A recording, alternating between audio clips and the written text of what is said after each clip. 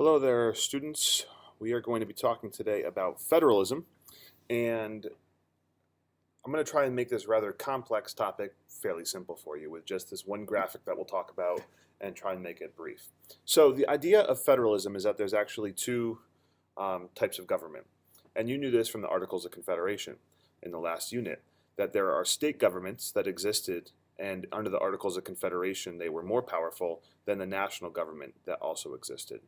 So under the Constitution, we developed this idea called federalism, which means that the national and state governments sort of work more together.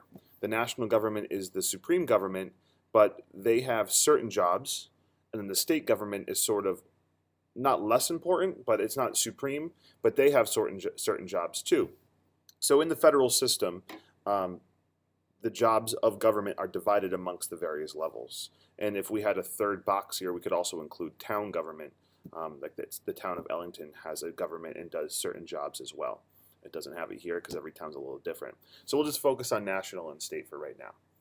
So you see that some of the jobs that the national government has: declaring war, making an army, regulating trade between the states and between other countries, which was a big problem under the Articles of Confederation that was fixed, admitting new states, establishing and running the post office, establishing like the weights and measure system for our country. So like not different states are doing pounds in the metric system, like the national government sets that for the whole country, making money for the country, foreign policy, how our country is dealing with other countries, and then making all laws necessary and proper for carrying out these things.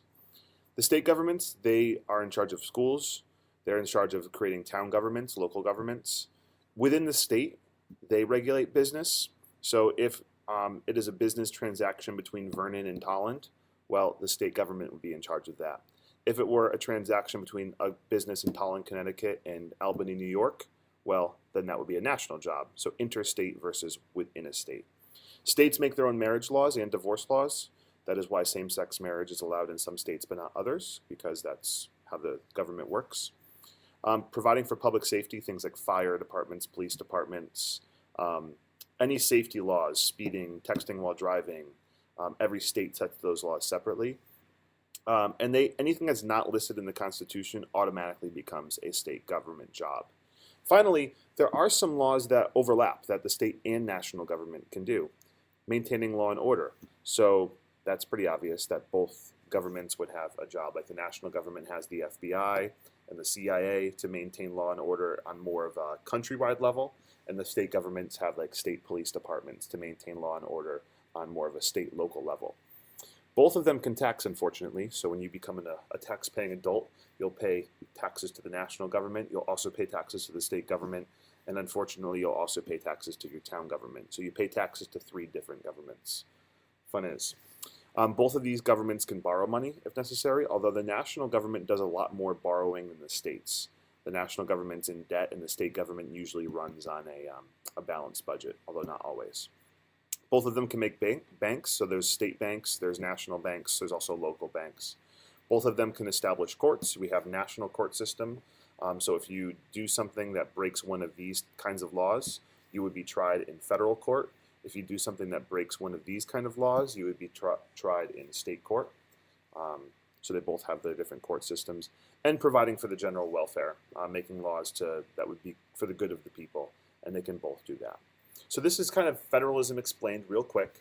You notice that the national government and state government, they do different things. So for example, if you wanted to talk about fixing schools, you wouldn't direct your attention to the national government because they're not in charge of fixing schools.